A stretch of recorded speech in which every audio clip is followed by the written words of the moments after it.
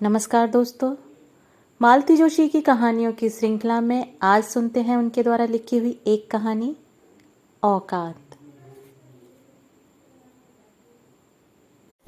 खेल अपने पूरे यौवन पर था। मीना की पतली नाजुक उंगलियां अपना कमाल दिखा रही थीं। हर शॉट के साथ एक एक भीतर जा रही थीं। यह क्वीन और आ जाए बस फिर तो गेम उनका ही है। सामने बैठे प्रवीण भैया बार बार जता चुके हैं, बिन्नो हमारे भरोसे न रहना, जो कुछ करना है तुम्ही को करना है। अरे मरो, अब बस भी करो। कूलर की घरघराहट को भेदती मौसी की उन्नीदी आवाज उभरी। कसम है जो खटखट के मारे जरा भी आंख लगी हो। मम्मी अब झूठ तो मत बोलो, रीता ने तपाक से जवाब दिया। 1 बजे जो मुंह ढांप कर सोई हो तो पूरे 3 घंटे बाद तुम्हारी आवाज सुनाई दी है। तो क्या 4 बज गए? मौसी ने मन ही मन हिसाब लगाया। अरे तो अब चाय वाय भी बनेगी या खेल ही होता रहेगा? शॉट लगाते ही मीनू का हाथ अकारण ही कांप गया। चांस बेकार चला गया। नीता ने स्ट्राइकर लपक कर उठाते हुए कहा, मम्मी अब प्लीज डिस्टर्ब मत करो, इतनी दोपहरी में तुम्हें चाय की पड़ी है। मीनू जानती है कि एक बार चाय की तलब होने पर मौसी से मिनट भर भी सब्र नहीं होगा। उसने कनखियों से देखा मामा जी की रिंकी पिंकी उपन्यासों में ऐसा सिर डालकर बैठ गई हैं मानो वह कोर्स की किताबें हों और इम्तहान सिर पर हो। अलीगढ़ वाली सुषमा जीजी अच्छी खासी मीनू के पास बैठकर खेल देख रही थीं। मौसी के जागते ही वे चादर ओढ़कर वहीं फर्श पर लंबी हो गई थीं। रोहित मोहित तो लड़के थे, उन्हें कोई खतरा नहीं था। मीनू, मौसी की अलसाई पुकार आई। मीनू जैसे इसके लिए तैयार ही बैठी थी, एकदम उठ खड़ी हुई। आहा, कैसी रानी बिटिया है। बस यही है जो मेरा दर्द समझती है, बाकी तो सब बस खाने भर को हैं। अरे गेम तो पूरा करती जाओ, तीनों साथी चिल्लाए। नहीं, अब मन नहीं है। तुम रिंकी पिंकी को बिठा लो। अब मन क्यों होगा, मम्मी ने तारीफ जो कर दी है। सच mummy, you are a perfect bore. Kitchen में जाते हुए मीनू नीता का भुनभुनाना सुनती रही, सुनकर अनसुना करती रही। पर उस आवाज को वो कैसे अनसुना कर दे जो बड़े विश्वास के साथ, बड़े अधिकार के साथ केवल उसके लिए उठती है। पिछले 15 दिनों से यही सब तो हो रहा है। वो बड़ी ललक के साथ यहाँ आई थी। वैसे तो इन दिनों शादियों में जाना उसने छोड़ ही रखा है।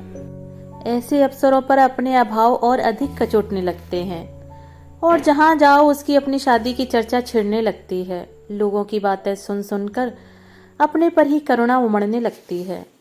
पर यहाँ आते हुए उसका मन उत्साह से भरा हुआ था। नीता की शादी थी और नीता सिर्फ उसकी मौसेरी बहन नहीं थी, हम उम्र होने के नाते सखी सहेली भी थी। इसीलिए तो मौसी ने उसे 8-10 दिन पहले से ही बुला लिया था और वो चली भी आई थी। वह तो यहाँ आकर पता चला कि मीनू की जरूरत नीता को नहीं, खुद मौसी को थी। आते ही उसके सामने ढेर सारी साड़ियां पटक दी गई थीं। किसी पर गोटा टकना था तो किसी पर फूल पत्ती काटनी थी। फॉल तो खैर सभी में लगनी थी। नीता की अटैचियां जमाने का काम भी किसी ऐरे गहरे को नहीं सौंपा जा सकता था। फिर शादी का घर था, ढेर के ढेर मेहमान और उनकी उतनी ही फरमाइशें। कोई चाय मांग रहा है तो किसी को कॉफी चाहिए, किसी को नींबू पानी चाहिए तो कोई लस्सी के लिए कलप रहा है। कोई काली कॉफी में नींबू डालकर पी रहा है तो किसी को शक्कर की बीमारी है, फीकी चाय चाहिए। ये नखरे भला नौकरों से झिलते हैं। रसना के दर्जनों पैकेट खोलकर तरह तरह के शरबत घोलना क्या नौकरों के बस की बात है? मीनू ही बेचारी चकर घिन्नी की तरह घूमकर सबकी फरमाइशें पूरी करती रहती है। 3-3 नौकर हैं भी तो किस काम के? उनका सारा वक्त खाना बनाते ही निकल जाता है। और फिर मौसी को उन लोगों पर विश्वास भी तो नहीं है। सब लोग मगन होते हैं चित्रहार में कि मौसी को एकदम सनक सवार होती है। मीनू बेटे, जरा रसोई में झांक तो आ। राम आचरण तो अपना जाना परखा है, पर इन दोनों छोकरों का कुछ ठीक नहीं।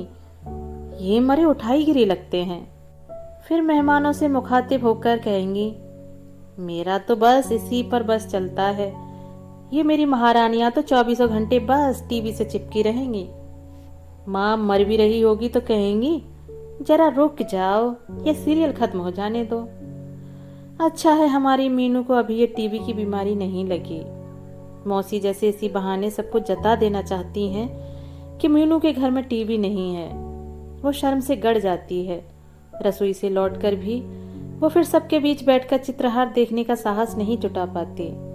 घर में इतने सारे लोग थे, रोज ही सैर सपाटे का प्रोग्राम बनता था, पर मीनू का जाना नहीं हो पाता था। सुबह अगर वे लोग स्विमिंग के लिए जाते तो मौसी कहती, मीनू तुझे तो तैरना नहीं आता, तू ऐसा कर अपनी मौसी जी को चुपचाप आमलेट बनाकर खिला दे।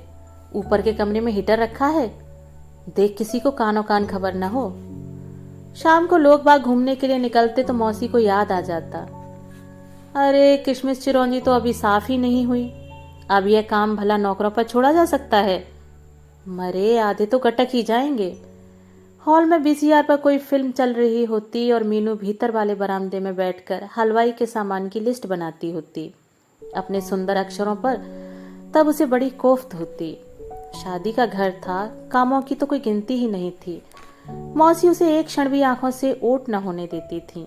सबसे कहती फिरती थी, जीजी की लड़कियां सचमुच बड़ी सुघड़ हैं। सुघड़ और शालीन स्वभाव तो ऐसा है जैसे मक्खन, और ये हमारी देवियां तो नाक पर मक्खी भी नहीं बैठने देती।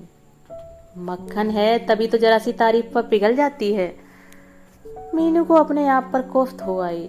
वहां सब छोटे बड़े आराम फरमा रहे हैं, चाय बनाने का ठेका जैसे इसी ने ले रखा है। इस पर सितम यह है कि बर्तन सब के सब मांजने को हैं, ढंग की एक पतीली भी नहीं कि चाय चढ़ाई जा सके। नौकर हैं तो किस काम के, वक्त पर या तो गायब रहेंगे या उसकी आवाज पर कान ही नहीं देंगे। उसकी औकात जानते हैं ना।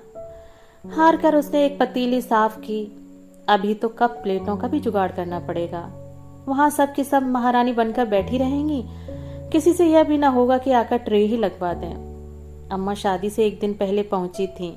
आते ही मामा जी ने उल्हाना दिया था, जी जी तुमने क्या बिटिया को बांदी बनाकर भेजा था? छोटी दीदी उसे दिन भर नचाए रखती हैं। अम्मा तो निरी गऊ हैं, सुख दुख तो उन्हें व्यापता ही नहीं। बोली, अरे तो क्या हुआ, काम करने से कोई घिस थोड़े ही जाएगी। शादी का काम काज कोई बाहर वाले आकर थोड़े ही करवाएंगे, वो तो अपने को ही करना पड़ता है। फिर मेरी मीनू को तो आदत है, मेरी गृहस्थी तो इन्हीं लड़कियों के दम पर चल रही है। मीनू को बहुत ताव आया। ठीक है उसे आदत है, तो क्या इसका मतलब है कि वो हर जगह खटती ही रहेगी? अम्मा भी कभी कभी ऐसी ही बात कह देती हैं कि बस। गुस्से की एक यही वजह नहीं थी। अम्मा नीता के लिए तो 700 की साड़ी लेकर आई थी, पर मीनू के लिए कुछ भी नहीं, जबकि अम्मा जानती थी कि शादी में पहनने लायक उसके पास कुछ भी नहीं है। अम्मा ने वायदा भी किया था और अब बिसुर रही थी। क्या करें बिन्नो, यहाँ का नेक दस्तूर पूरा करते करते ही दम फूल गया। ऊपर से हम दोनों का किराया। आने को तो सब तैयार थे, पर नंगे बच्चों को कहाँ लाती। पड़ोस की शर्माइन के भरोसे छोड़कर आई हूँ। तेरी साड़ी के लिए कहा था, पर तू तो अपने बाबूजी को जानती है, बिगड़ गए। बोले कोई उसकी शादी हो रही है जो नई साड़ी चाहिए। फिर क्या करती? वो तो ऊपर वाली लता ने बताया कि आजकल साड़ियों के भी सूट चले हैं, सो तेरे बाबूजी की चोरी से वही बनवा कर लाई हूँ। अपनी 22 साल पुरानी बनारसी साड़ी को शहीद करके अम्मा जो सूट बनवा कर लाई थी, उसे देखकर तो मीनू को रोना आ गया। जरी के बूटों का तार तार अलग हो रहा था और रंग भी जगह जगह से मध्यम पड़ गया था। न कपड़े में चमक शेष थी न जरी में। दुख तो इस बात का था कि अपना बजट ताक पर रखकर अम्मा जो साड़ी लाई थी उसे मौसी ने ठीक से देखा भी नहीं, बस एक बार हाथ में लेकर रख दिया। अरे जिज्जी, इतना खर्च करने की क्या जरूरत थी? पर उनके चेहरे से साफ जाहिर था कि वे खुश नहीं हैं। उन्हें शायद किसी और चीज की आशा थी। मामा जी चांदी का आइसक्रीम सेट लाए थे, छोटी मौसी कानों के झुमके लाई थी, नीता की एक बुआ जड़ाऊ कंगन लाई थी। इन चीजों के सामने 700 की साड़ी की बिसात ही क्या थी। अम्मा का चेहरा खुद ही बुझा सा हो गया। शादी वाले दिन छोटी मौसी ने उनका मूड और खराब कर दिया। जैसे सब लोग तैयार होने लगे, मौसी बोली, हाय जिज्जी, दुनिया कहाँ पहुंच गई और तुम अभी वही पुरानी साड़ियां लथेड़े जा रही हो। भला ऐसा डिजाइन आजकल कोई पहनता भी है। अम्मा तो रोनी रोनी हो आई। मीनू जानती है वर्षों हो गए अम्मा अपने लिए एक अच्छी साड़ी भी नहीं खरीद पाई हैं, पर इस मजबूरी को छोटी मौसी क्यों समझेंगी। उनके यहाँ तो कंचन बरस रहा है। मीनू ने तय कर लिया था कि वह अपने रोज वाले कपड़े ही पहन लेगी, पर अम्मा का लाया हुआ वह नमूना सूट नहीं पहनेगी। पर अम्मा का रुआंसा चेहरा देखकर उन्हें अधिक तंग करने की इच्छा नहीं हुई। वह जैसे ही तैयार होकर निकली, सब लड़कियों ने उसे घेर लिया। यह क्या, आज भी साड़ी नहीं पहनोगी? क्या करें, अम्मा हमारा ब्लाउज लाना ही भूल गई। उसने मिमिया कर कहा। तो क्या हुआ, मेरा पहन लो। मेरा तो तुम्हें फिट आ जाएगा, किसी ने कहा। फिर किसी ने ब्लाउज दिया, किसी ने उससे मेल खाती साड़ी निकाल कर दी, किसी ने नकली मोतियों का सेट दे दिया, तो किसी ने मैचिंग वाली चूड़ियां पहना दी। नीता की सहेली ने उसके काले घने बालों को नए अंदाज में संवार दिया। एक ममेरी बहन ने उसे विदेशी सेंट से नहला ही दिया। वन संवर कर जब सब लोग बाहर आईं, तो बारात बस लगने ही वाली थी। दूल्हे को देखने की जैसे होड़ सी लग गई। चूड़ीदार पजामा, रेशमी शेरवानी और कलंगीदार साफे में सजे उस राजकुमार को देख मीना का मन एक अनाम पीड़ा से कराह उठा। जयमाल डालती नीता के लिए ईर्ष्या की एक सूक्ष्म सी लहर उसके मन में उठी। सामान्य से रूप रंग की नीता पर वह भी इस समय राजकुमारी से कम नहीं लग रही थी। दूर से तो पहचानी भी नहीं जा रही थी। पहचानोगी कैसे? किसी ने टिप्पणी की। पूरे 300 का ब्राइडल मेकअप है। 300? हे भगवान, हर कोई इतने रुपए खर्च कर सकता है? काश ये रुपए उसके पास होते, ढंग की एक साड़ी तो आ जाती। पानी खोलकर जब आधा रह गया, तब जाकर उसकी विचार तंद्रा टूटी। दोबारा पानी चढ़ाकर वह ट्रे में कप प्लेटें सजाने लगी। चाय छानते हुए उसे याद आया, मौसा जी पहले पानी मांगेंगे, सो 2 गिलास पानी के भी भरकर रख लिए। बार बार कौन दौड़ेगा, इससे तो अच्छा था अम्मा के साथ ही लौट जाती।